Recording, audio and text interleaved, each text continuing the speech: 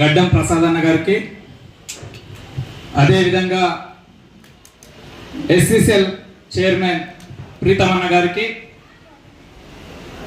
సభ పెద్దలందరికీ, అదేవిధంగా తోటి మిత్రులందరికీ ధన్యవాదాలు.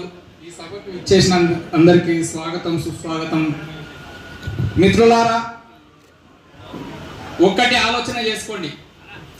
ఇంతకుముందు చాలామంది చెప్పారు అసలు దళితులకు కాంగ్రెస్ పార్టీ ఏం చేసింది. దళితుల కంటే ముఖ్యంగా ఈ దేశానికి కాంగ్రెస్ పార్టీ ఏం చేసిందో చెప్పాల్సిన బాధ్యత మన పైన ఉంది. ఈ దేశంలో భారతదేశానికి స్వాతంత్రం రాకన్నా పూర్వం 1985లో జాతీయ కాంగ్రెస్ ని ఏర్పాటు చేసినప్పుడు ప్రజాస్వామ్యం ఈ దేశంలో పరిడవిల్లాలంటే కులాలు మతాలు కాదు, ఈ దేశానికి కావాల్సింది జాతీయవాదం అనేది ముఖ్యమని, ఈ దేశంలో ఈ భారతదేశాన్ని జాతీయవాదం వైపు నడిపిస్తూ ఈ భారతదేశ నిర్మాణంలో ప్రజలందరినీ ఐక్యం చేసి 1924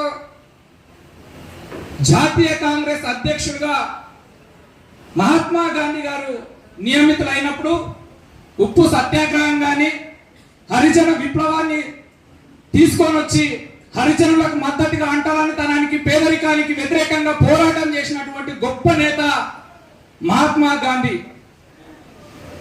భారత జాతీయ కాంగ్రెస్ రచనా కమిటీ అధ్యక్షులుగా బిఆర్ అంబేద్కర్ ని నియమించడంలో మన మహాత్మా గాంధీ గారి పాత్ర ఎంతైనా ఉంది. మన హక్కుల కోసం భారత రాజ్యాంగాన్ని రచించడంలో ఈ దేశంలో బీసీ ఎస్సీ ఎస్టీలకు ప్రత్యేకమైన హక్కులను కల్పించడానికి జాతీయ కాంగ్రెస్ వారి సేవ అమూల్యమైనది. ఈ దేశానికి 1920లో కనుక మీరే పుట్టింటే ఈ దేశ స్వాతంత్రంలో మీరు పాల్గొనే వాళ్ళ? మిత్రులారా చెప్పాలి, మీరు తినలేరు, చాలా సమయం అయింది. ప్రసాదంలో 12 గంటలకు సమయం ఇచ్చి 4 గంటలకు వచ్చారు కాబట్టి ఆకలి అయింది మీ అందరికీ. 1920లో కనుక మీరు పుట్టి ఉండింటే ఈ దేశ స్వాతంత్రంలో మీరు పాల్గొనే వాళ్ళ? పాల్గొనకుంటే అంటే మీకు దేశం మీద ప్రేమ లేదా? ఎట్లా దేశం మీద ప్రేమ లేదా మీకు?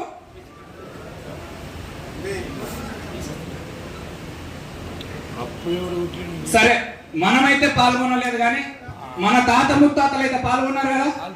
ఈ దేశానికి స్వాతంత్రం తీసుకురావడంలో కాంగ్రెస్ యొక్క భాగస్వామ్యంలో మన తాత ముత్తాతలు అయితే పాల్గొన్నారు కదా. మరి రంజిత్ రెడ్డి ఎవరు? ఈ దేశానికి స్వాతంత్రం ఇచ్చిందే కాంగ్రెస్. రంజిత్ రెడ్డి ఏ పార్టీ నుండి? కాంగ్రెస్ లోనే కదా. వాళ్ళ తాత ముత్తాతలు కాంగ్రెస్ లోనే ఉన్నారు కదా. మనల్ని ప్రసాదాన్ని నోడగొట్టడానికి రంజిత్ రెడ్డి ప్రయత్నం చేసింది కాబట్టి అని చాలా మంది మాట్లాడుతున్నారు. దయచేసి మిత్రులారా ఆలోచన చేసుకోండి. ఈ దేశంలో పుట్టిన ప్రతి ఒక్కరి రక్తంలో కాంగ్రెస్ ఉంది. కాంగ్రెస్ రక్తం ప్రవహిస్తుంది ఈ దేశంలో పుట్టిన ప్రతి ఒక్కరి రక్తంలో.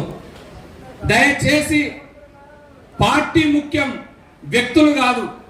వ్యక్తులు ఈ రోజు ఉంటారు, ఇంకో రోజు ఇంకో దానికి అధికారం కోసం వెళ్ళిపోవచ్చు, కానీ పార్టీ అనేది శాశ్వతం. రాహుల్ గాంధీ గారు, సోనియా గాంధీ గారు, రేవంత్ రెడ్డి గారు మనకు రంజిత్ రెడ్డి గారిని ఇక్కడ అభ్యర్థిగా సూచించారు. ఆ అభ్యర్థిత్వాన్ని గడ్డం ప్రసాద్ అన్న గారు బలపరిచారు.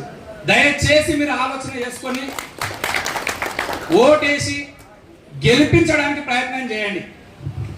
ఇంకొక విషయం, భారతదేశానికి స్వాతంత్రం వచ్చిన రోజు ఈ దేశంలో 30% మంది ప్రజలకు ఆకలి చావుతో పౌష్టికాహార లోపంతో చనిపోతున్న ఈ దేశంలో భారతదేశాన్ని నిర్మించడానికి వారి సంపద రాజుల వంశంలో పుట్టినటువంటి నెహ్రూ గారి కుటుంబం నుంచి 85% ఆస్తులు రాసిచ్చినటువంటి కుటుంబం ఈ నెహ్రూ గారి కుటుంబం. నిన్నగాక మొన్న నరేంద్ర మోదీ గారు మాట్లాడతారు, ఏం అర్హత ఉందని రాహుల్ గాంధీ గారు ఈ దేశానికి ప్రధానమంత్రి అవుతాడు అని. అరే నాకు అర్థం కాలేదు. ఈ దేశంలో ఒక రైల్వే స్టేషన్లో ఛాయ్ అమ్మిన నీవే ఈ దేశానికి ప్రధానమంత్రి అయితే, ఈ దేశ స్వాతంత్రంలో వాళ్ళ రక్తం ఉంది. ఈ దేశం కోసం ఇందిరాగాంధీ ప్రాణాలు అర్పించింది. ఈ దేశం కోసం, ఈ దేశ నిర్మాణంలో రాజీవ్ గాంధీ గారు ప్రాణాలు అర్పించారు. ఈ దేశ నిర్మాణాన్ని ప్రపంచంలోనే 3వ అతిపెద్ద ఆర్థిక వ్యవస్థ కలిగినటువంటి దేశంగా నిర్మించినటువంటి సోనియా గాంధీ, ఈ దేశానికి సేవ చేసినటువంటి కుమారుడు, సోనియా గాంధీ గారి కుమారుడు అయినటువంటి రాహుల్ గాంధీ గారికి ఆక్స్ఫర్డ్ యూనివర్సిటీలో చదువుకున్నటువంటి వాళ్లకు దొంగ డిగ్రీలైన మోడీ ఈ దేశానికి ప్రధానమంత్రి అయితే, గొప్ప గొప్ప చదువులు చదివిన రాహుల్ గాంధీ గారికి అర్హత లేదని మాట్లాడతారు. ఒక్కటి అన్ని అయిపోయినాయి. మొదటి విడత ఎన్నికలు జరిగిన ఈ దేశంలో 102 స్థానాలకు ఎన్నికలు జరిగితే ఇంటెలిజెన్స్ వాళ్ళు, మీడియా, సెంట్రల్ మీడియా వాళ్ళు ఒక రిపోర్ట్ ఇచ్చారు మోడీ గారికి. 70కి పైగా స్థానాలు ఈ దేశంలో కాంగ్రెస్ పార్టీ గెలుస్తుంది అని రిపోర్ట్ ఇచ్చారు. భయం ఏర్పడ్డది. ఓటమి ఖరారు అనుకున్నాడు. కులాల మధ్యలో, మతాల మధ్యలో చిచ్చులు పెట్టడానికి ప్రయత్నం జరుగుతుంది.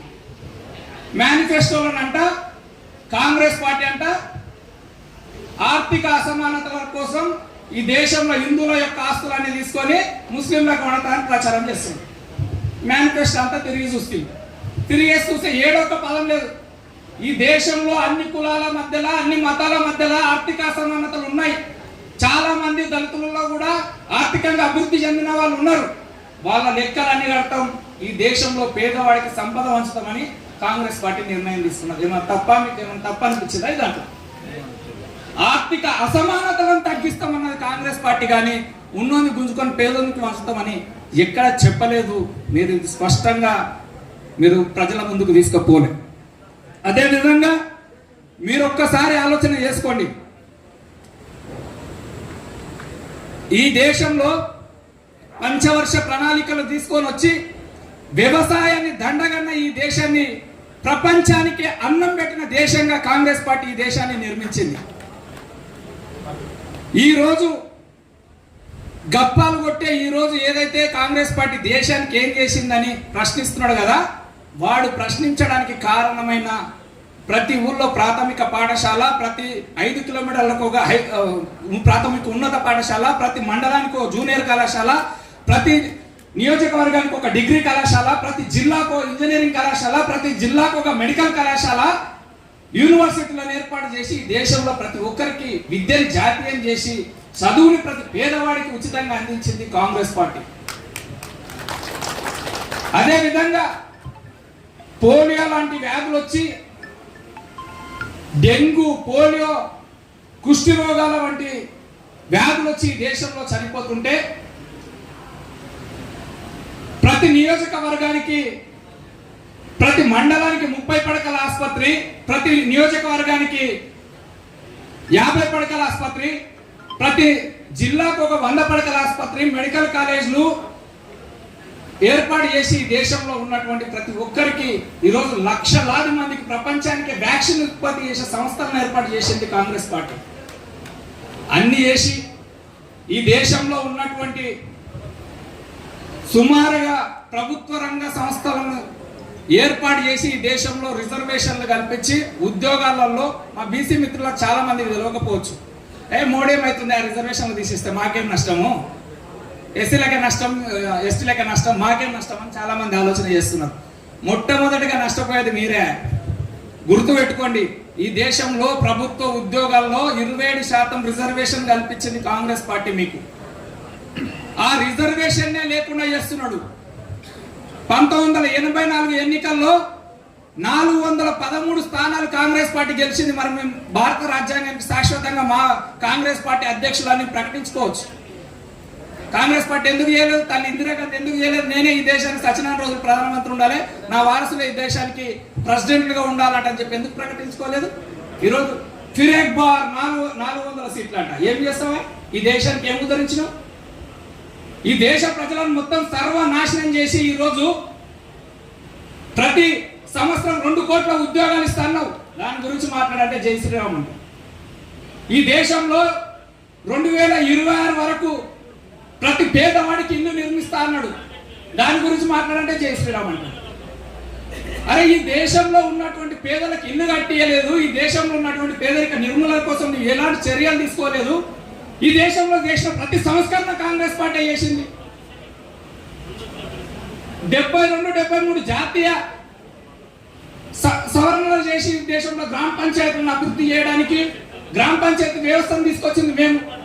ఈజీఎస్ ఏర్పాటు చేసి ఈరోజు నేను ఈజీఎస్ లో శ్మశాన వాటికలు కట్టినా, ఈజీఎస్ లో రైతు వేదికలు కట్టినాను. ఏదో గుడిగుడిక మాటలు చెప్తుంది. అరే ఈజీఎస్ ఏర్పాటు చేసింది కూడా మేమే. నువ్వేం చేయలేదు ఈ దేశానికి. అరే నువ్వేమో తప్పు చేస్తే ఆర్టీఐ తెచ్చి ఆర్టీఐని కూడా మేమే తీసుకొని వచ్చినాం. ఏం చేయలే, గొప్పలొక్కడు చెప్పడం ముందరికెట్టిండు. దయచేసి ఆలోచన చేసుకోవాలి. ముఖ్యంగా దళిత మిత్రులారా, రాజ్యాంగ ఉనికికే ప్రమాదం ఉంది.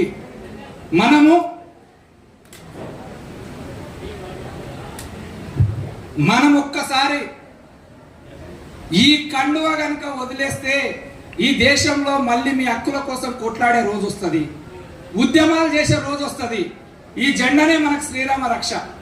ఈ జెండాను పట్టుకొని మాత్రమే మీరు పోరాటం చేయాలి. చాలా మంది మిత్రులు దళితులు, ఎస్సీ ఎస్టీ బీసీలు ఈ దేశ వినాశనానికి తావిస్తున్నారు. దయచేసి ఆలోచన చేసుకోండి.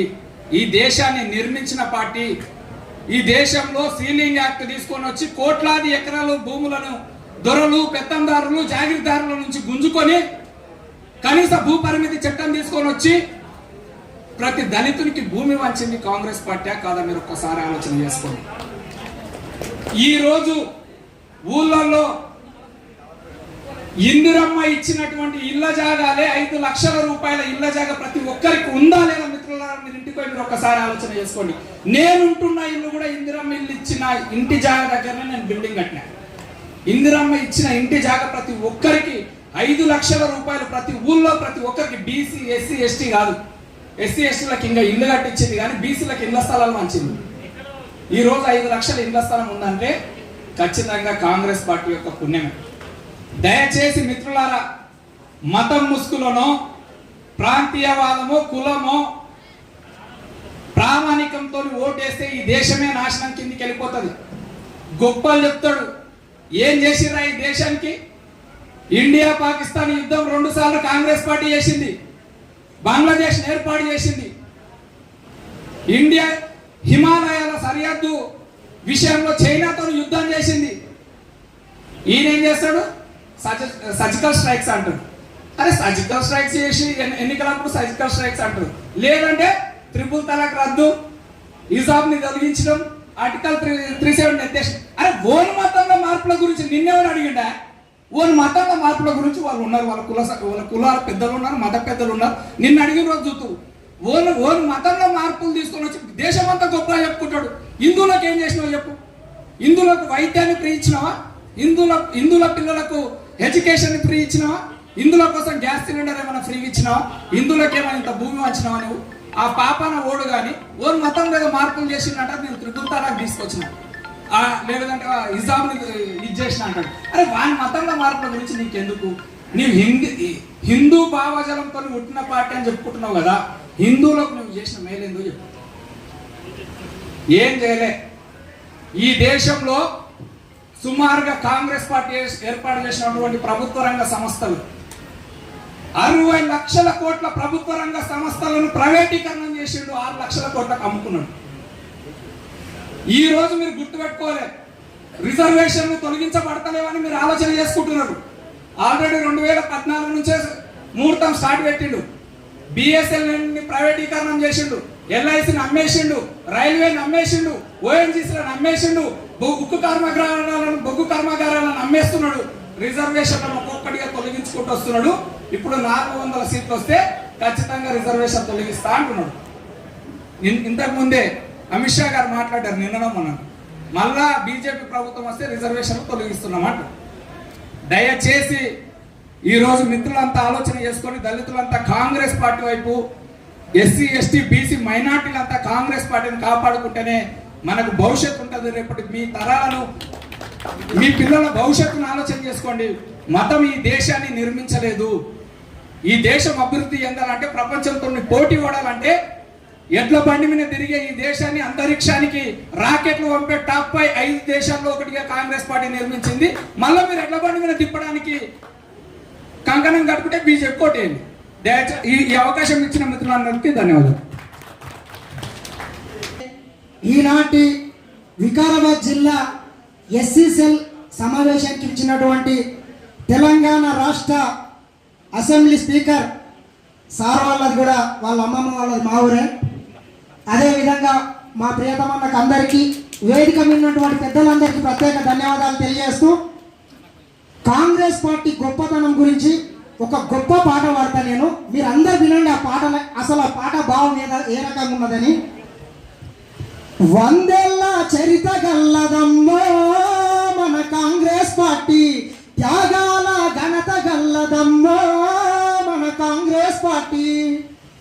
భారత మాతను బానిస చేసి తెల్ల దొరలు పరిపాలిస్తుంటే గాంధీ నెహ్రూను చేసిన పోరుకు గాంధీవంలా నిలిచిన పార్టీ, గాంధీవంలా నిలిచిన పార్టీ.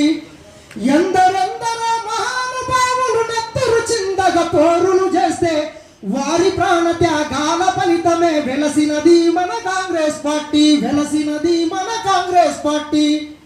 తెల్ల దొరలను తరిమేసిందమ్మో మన కాంగ్రెస్ పార్టీ.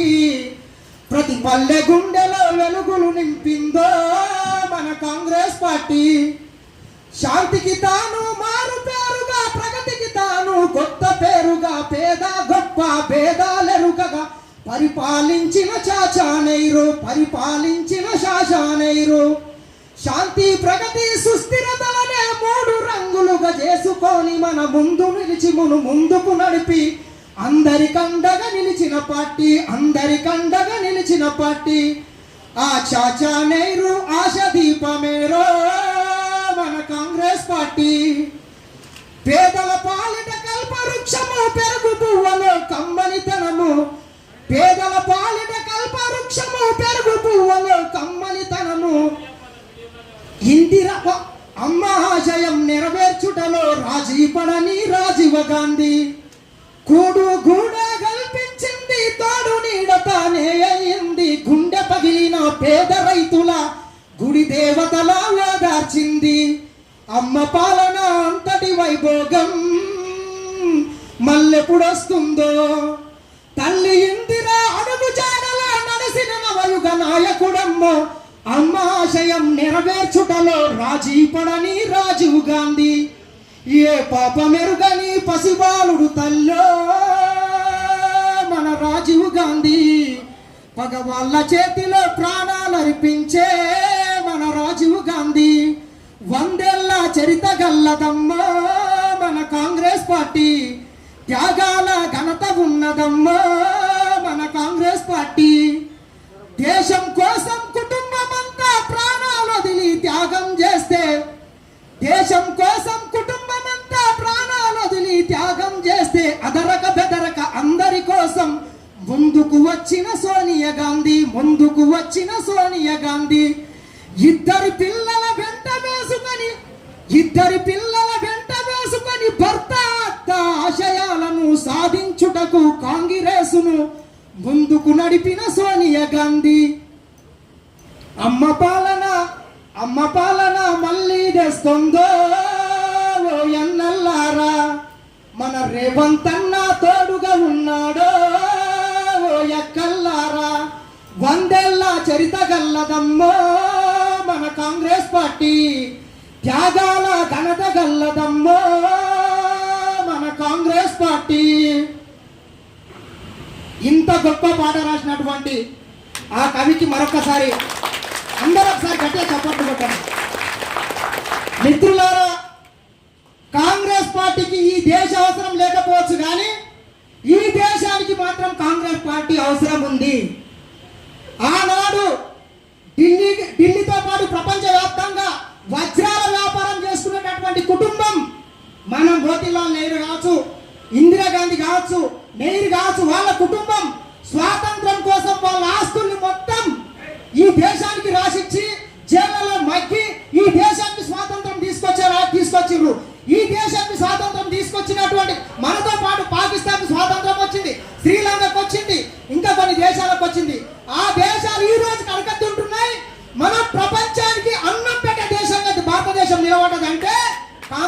చేసిన గొప్పతనం ఈ నా కొడుకులు చెప్తుంటారు. కాంగ్రెస్ పార్టీ ఏం చేసిందని చెప్తున్నారు. ఈ సన్నాసులు చెప్తారు కాంగ్రెస్ పార్టీ ఏం చేయకపోతే భారతదేశం ఈ రోజు అడుక్కతుంటే ఆ రోజు అడుక్కతింటుండే స్వాతంత్రం రాకన ముందు. ఈ రోజు ప్రపంచానికి ఎట్లా అన్నం పెడుతుంది రా గాంధీ కొడుకులారా. మన రాష్ట్రంలో ఉన్నటువంటి నాగార్జున సాగర్ కావచ్చు, శ్రీశైలం కావచ్చు, జూరాల, మంజీరా, నెట్టంపాడు ఈ రకంగా చెప్పుకుంటే దేశంలో ఉన్నటువంటి పెద్ద పెద్ద బహుళార్థక స్వార్థక ప్రాజెక్టులు కట్టి ఈ దేశానికి కాంగ్రెస్ పార్టీ అన్నం పెట్టింది. కరువు కాటకాలు వచ్చినాయి, మలేరియా, కుష్ఠరోగము, పెద్ద రోగం, గత్తర ఈ రకంగా వచ్చి దేశంలో ఉన్నటువంటి ప్రజలు మొత్తం అన్నమో రామచంద్రాయి ఒక్కొక్కరు పిట్టలకు రాలుతుంటే టెక్నాలజీతోని అన్ని వ్యాక్సిన్లకు ఒక్కొక్కటిగా మందులు కనుకొని ఈ దేశాన్ని నిర్మించింది కాంగ్రెస్ పార్టీ. అటువంటి పార్టీని పట్టుకొని ఏం చేస్తుంది అంటారా. కావున మీరందరూ ఈ 15 రోజులు బీజేపీ వచ్చి వాడు వాడు చేసింది ఏం లేదు. ఏమన్నుంటే కాంగ్రెస్ పార్టీ వాడు సంపాదించినటువంటి సంపదని మొత్తం ఒకటి అమ్ముకుంటూ వస్తున్నాడు.